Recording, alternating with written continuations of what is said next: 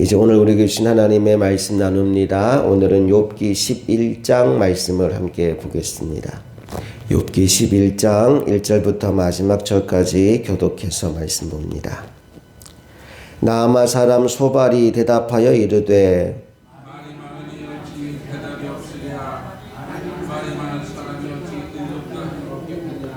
내 자랑하는 말이 어떻게 사람으로 잠잠하게 하겠으며 내가 비웃으면 어찌 너를 부끄럽게 할 사람이 없겠느냐.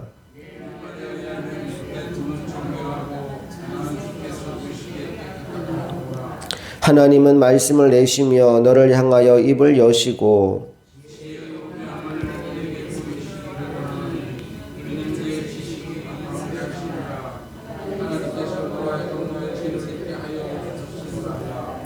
내가 하나님의 오묘함을 어찌 능히 측량하며 전능자를 어찌 능히 완전히 알겠느냐.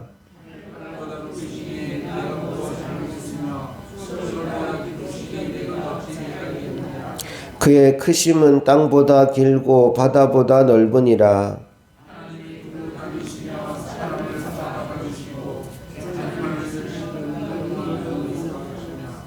하나님은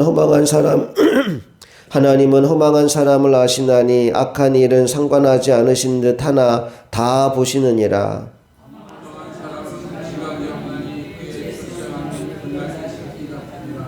만일 내가 마음을 바로 정하고 주를 향하여 손을 들 때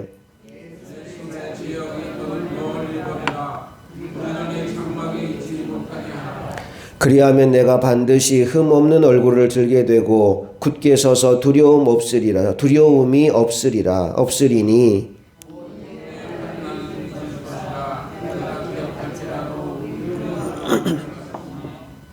내 생명의 날이 대낮보다 밝으리니 어둠이 있다 할지라도 아침과 같이 될 것이요.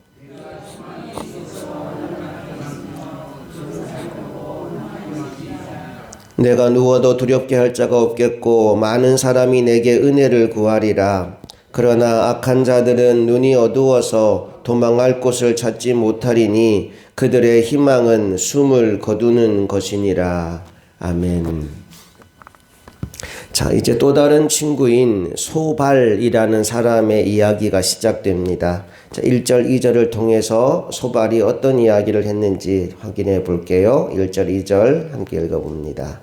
나아마 사람 소발이 대답하여 이르되 말이 많으니 어찌 대답이 없으랴. 말이 많은 사람이 어찌 의롭다 함을 얻겠느냐. 한마디로 욥 너 말 너무 많다. 혀가 너무 길다. 그 얘기를 지금 하고 있는 겁니다. 코끼리 장님 만지는 이야기 여러분 다 아시죠? 장님들이 코끼리를 만지는데 한 사람은 코를 만져요. 아, 코끼리는 마치 물호수 같구나. 그래요. 한 사람은 다리를 만져요. 아, 코끼리는 튼튼한 기둥 같구나. 그래요. 한 사람은 코끼리 등을 만집니다. 아, 코끼리는 이게 카페처럼 이렇게 부드럽구나. 그래요. 셋이 싸우는 겁니다. 내가 코끼리를 안다고. 코끼리는 물호수 같아. 아니야, 코끼리는 기둥 같아. 아니야, 코끼리는 카펫 같아. 여러분, 그 싸움의 결론이 날까요? 안 날까요? 안 나요. 다들 내가 맞다, 내가 옳다라고 내가 경험한 것을 기준으로 자기 주장을 하고 그 싸움은 끝이 없이 이어지게 됩니다. 어쩌면 하나님에 대한 토론이 그러할지도 모릅니다. 인생 가운데 하나님을 제대로 알 수 있는 사람은 아무도 없습니다. 하나님에 대해서 내가 작은 것을 경험할 뿐이에요. 우리는 하나님이 그분을 우리에게 알려주신 만큼만 알 따름입니다. 그런데 마치 우리가 하나님에 대해서 다 아는 것처럼 하나님은 이런 분이야, 하나님은 저런 분이야 하면서 우리가 오히려 하나님에 대해서 논쟁거리로 하나님을 삼는 때가 종종 있어요. 여러분이 하나님을 다 알 수 없습니다. 하나님이 알려주신 만큼, 보여주신 만큼만 하나님을 알게 되는 거죠. 자, 어쨌든 욥이 이렇게 연약한 모습을 보이며 자신의 마음에 있는 말들을 이렇게 저렇게 토해내고 있을 때 처음에 아마 그런 의도로 오지 않았을지도 모르겠지만 세 명의 친구가 한 명 한 명 한 명 등장해서 욥을 때리기 시작합니다.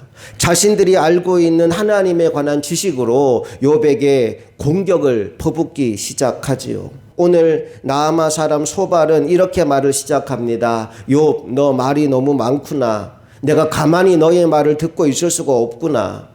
그리고 이렇게 이어지죠. 네가 말을 많이 한다고 해서 너의 죄가 사라질 줄 아느냐? 네가 말을 많이 한다고 해서 네가 의로운 사람이 될 줄 아느냐라고 하면서 욥을 꾸짖습니다. 어쩌면 앞에 나왔던 두 친구에 비해서 훨씬 더 까칠한 태도로 욥을 꾸짖고 있는 것 같아요. 3절 4절 그의 말이 어떻게 이어지는지 계속 한번 읽어볼게요. 시작. 내 자랑하는 말이 어떻게 사람으로 잠잠하게 하겠으며 내가 비웃으면 어찌 너를 부끄럽게 할 사람이 없겠느냐. 내 말에 의하면 내 돈은 정결하고 나는 주께서 보시기에 깨끗하다 하는구나. 말하자면 욥을 향해서 여전히 너 교만하구나라는 이야기를 하고 있습니다. 하나님 앞에 깨끗한 사람이 아무도 없는데 너 언제까지 너 깨끗하다고 언제까지 너 잘났다는 말을 하고 있을 거냐라고 비아냥거리고 있는 거죠. 그러면서 5절 이하에서는 이제 하나님 편에 서서 마치 자신이 하나님이 된 것처럼 욥을 나무라기 시작합니다. 가만히 듣고 있으면 사실 틀린 말은 없는 것 같아요. 11절 말씀 읽어볼까요? 시작. 하나님은 허망한 사람을 아시나니 악한 일은 상관하지 않으시는 듯 하나 다 보시느니라. 하나님이 다 보고 계신데요. 맞아요? 틀려요? 맞죠? 13절 14절도 읽어볼게요. 시작. 만일 내가 마음을 바로 정하고 주를 향하여 손을 들 때 내 손에 죄악이 있거든 멀리 버리라. 불의가 내 장막에 있지 못하게 하라. 죄가 생각나면 회개를 해야 된다라고 얘기합니다. 맞아요? 틀려요? 이 말도 맞는 말이죠. 15절부터 18절까지도 읽어볼게요. 시작. 그리하면 내가 반드시 흠 없는 얼굴을 들게 되고 굳게 서서 두려움이 없으리니 곧 내 환난을 잊을 것이라. 내가 기억할지라도 물이 흘러감 같을 것이며 내 생명의 날이 대낮보다 밝으리니 어두움이 있다 할지라도 아침과 같이 될 것이요 내가 희망이 있으므로 안전할 것이며 두루 살펴보고 평안히 쉬리라. 온전히 회개하고 나면 회복의 은혜가 너에게 임하게 될 것이다 라고 이야기하는 겁니다. 가만히 듣고 보면 구구절절 맞는 소리를 하고 있습니다.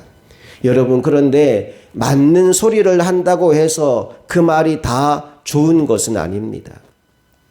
자, 오래전에 제가 지금보다 훨씬 더 젊었을 때 그 젊은 목사님들 이제 갓 결혼하고 한 3년 5년 정도 됐을 무렵인 것 같아요. 그 젊은 목사님들이 같이 모여서 어떤 교육자 세미나를 가는 중이었어요.